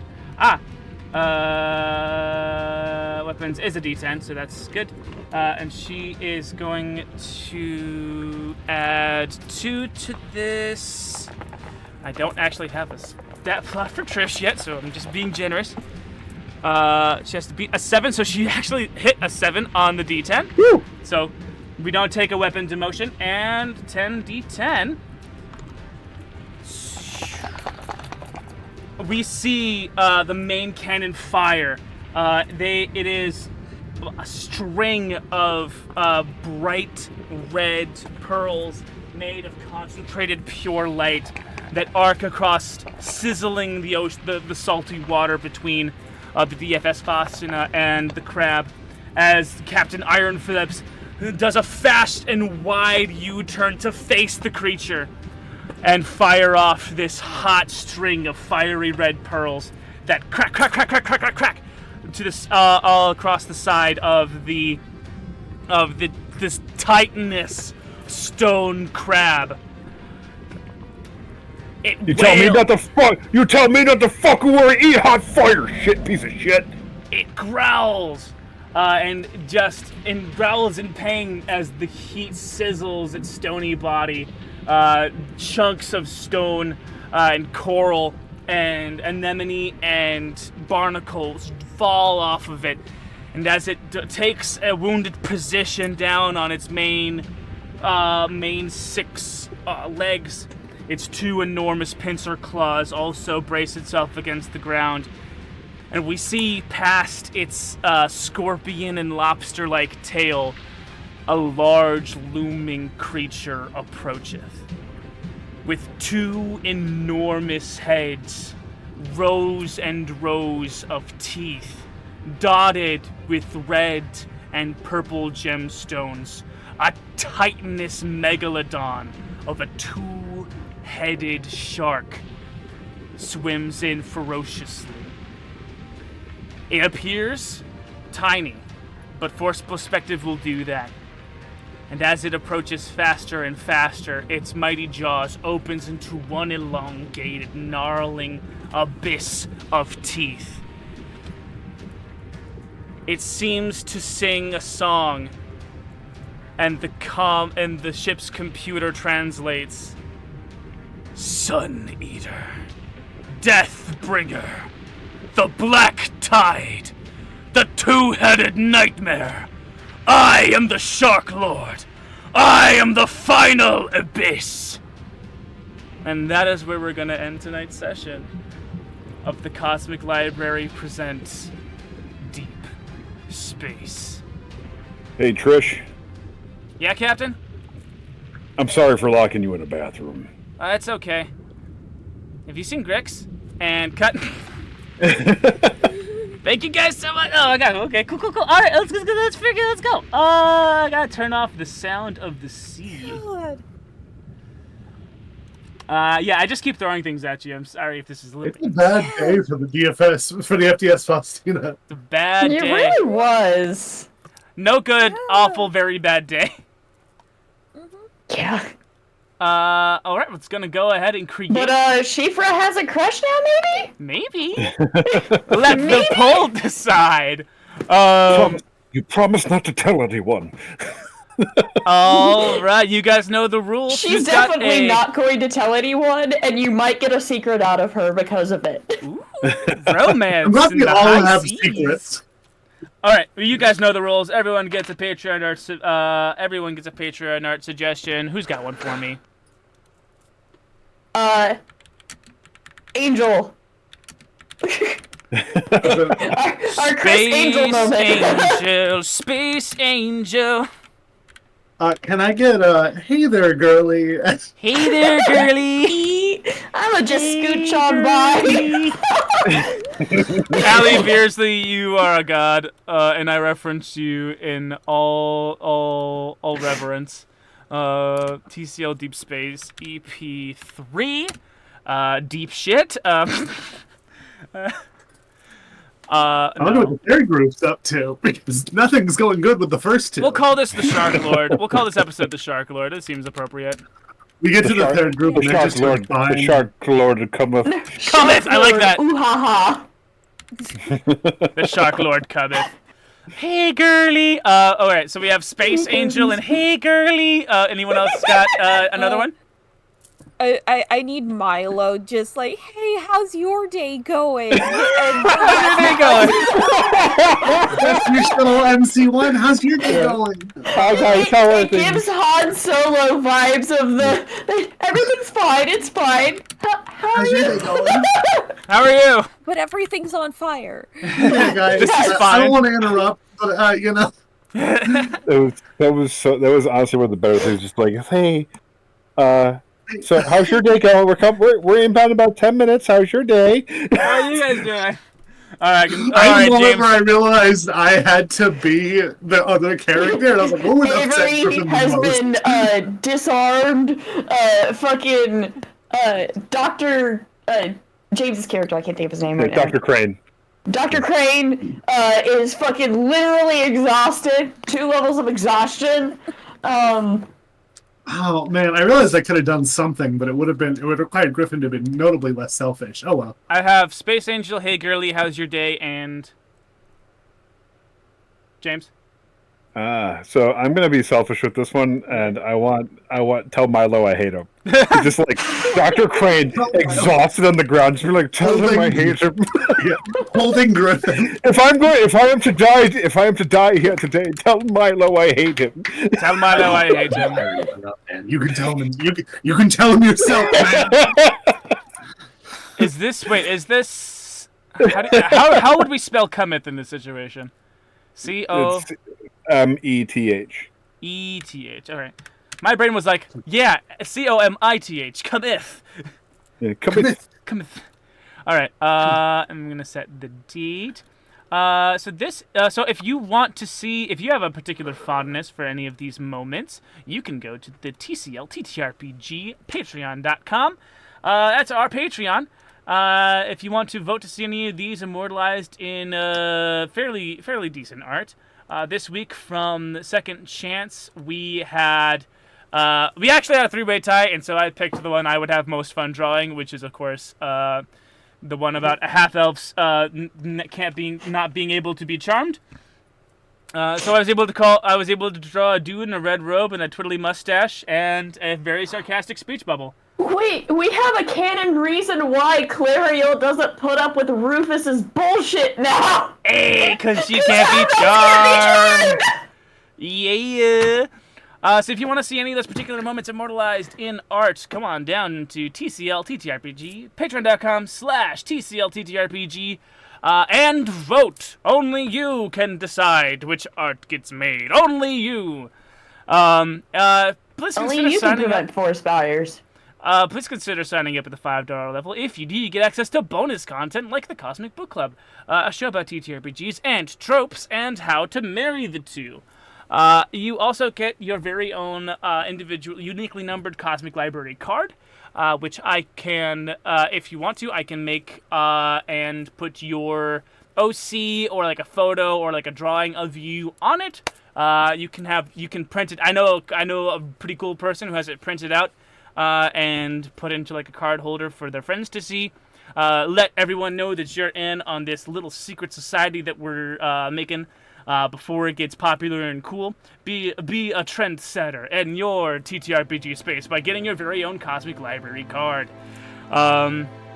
There's also merch. I do have a merch store, stickers and stuff, where you can get cool stickers like little cool caricatures of the Chop Shop crew, and fun t-shirts and stickers like the Cosmic Library logo, and there's no ethical dating under vampirism, which I keep mentioning because I think it's the funniest thing that's on the shop.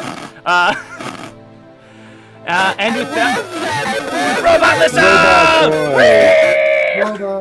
Robot boy. Robot Lisa!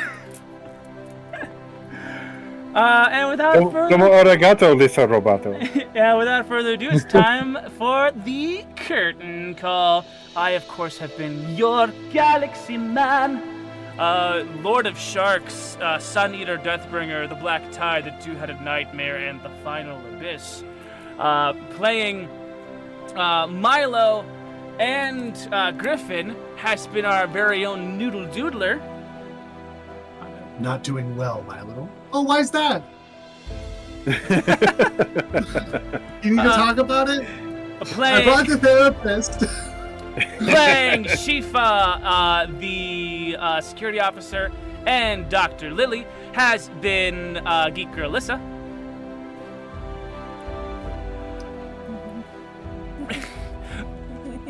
Playing Avery, and the other name is here somewhere. Hold on. Mira. Playing Lily and Mira has been Moss Creature.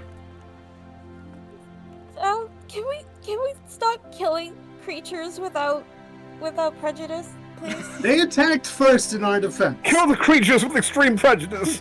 And finally, Hey! God, I hope they're killing with extreme prejudice out there.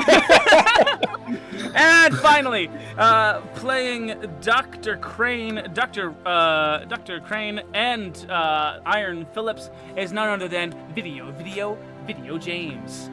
Griffin, he just never stops talking. I hate him so much. Thank you Yeah, guys you so were my much. best friend.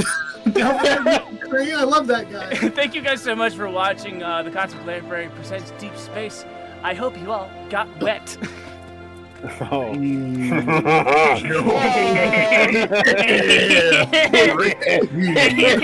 Shifa's still deciding. Shifa's still. Big challenges. Huge challenges. Listen, I'm Absolutely imagining. enormous, very large, I'm imagining. gargantuan You know when you challenges. used to do like low res images of like bugs and shit, and then just the name underneath was a lot of the videos you made. Yeah. This looks like something that you would. This looks like a Carlos type bit. If you're looking for your next video to put out, big challenges. Big challenges. Yeah. And it's Big, just, big challenges, something big challenges, big challenges, big challenges, big challenges. Oh, hey, Goon, how are you? I want a 5 here for me. Hey. Yeah. Would our characters that are joining from the ship have gotten a rest to any degree? Because I'm trying to find out what my Short health is rest. for sure. Short rest. Short rest, okay. Short No, rest it's- for the away crew coming because they were working, but they definitely weren't resting. You know what I mean? Yeah, I get you. Anyway, Goon, where are we right now?